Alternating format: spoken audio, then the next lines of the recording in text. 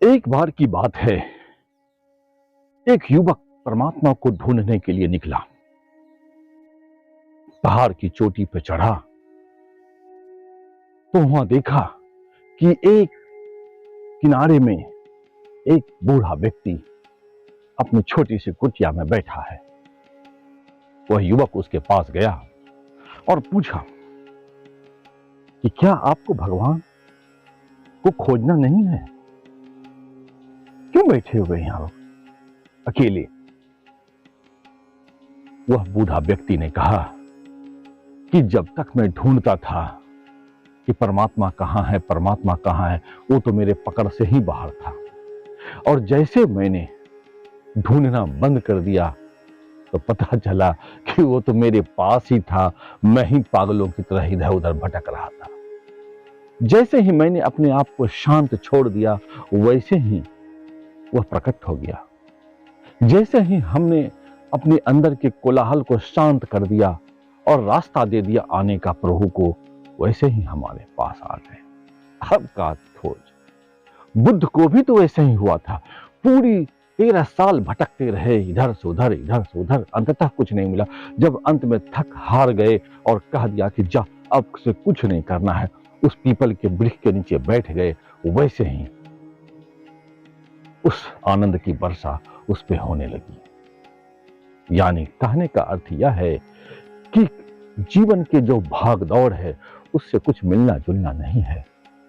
चाहे वह कर्म का भाग दौड़ हो, चाहे वह परमात्मा की भाग दौड़। भाग दौड़ तो भाग दौड़ है। कभी ऐसा जीवन में आपके घटित हुआ होगा कि आप किसी व्यक्ति का नाम चाह रहे हैं कि इसका नाम क्या है, लेकिन यहां तक आती है लेकिन मुंह तक नहीं आ रही है।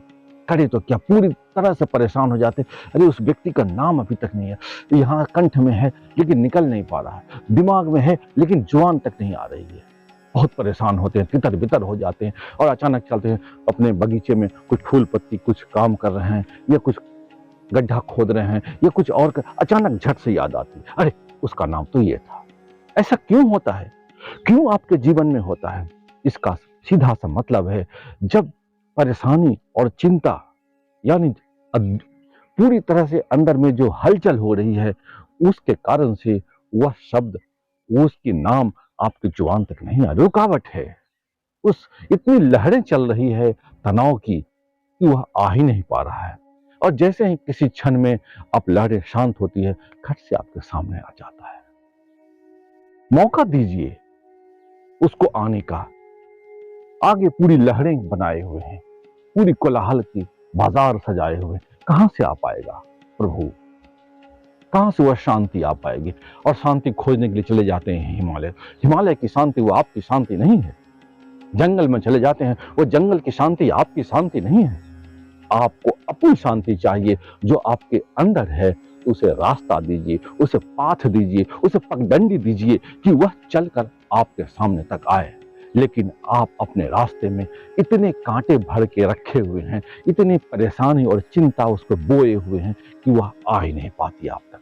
और आप बेचैन हो जाते हैं कि शांति मिलती नहीं है।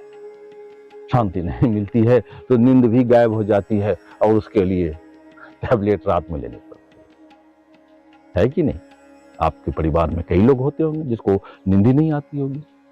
यानी कहने का अर्थ यह हुआ कि जीवन को छोड़ दीजिए, कर्म कीजिए, लेकिन उससे बहुत ज्यादा आकर्षण मत बनाइए।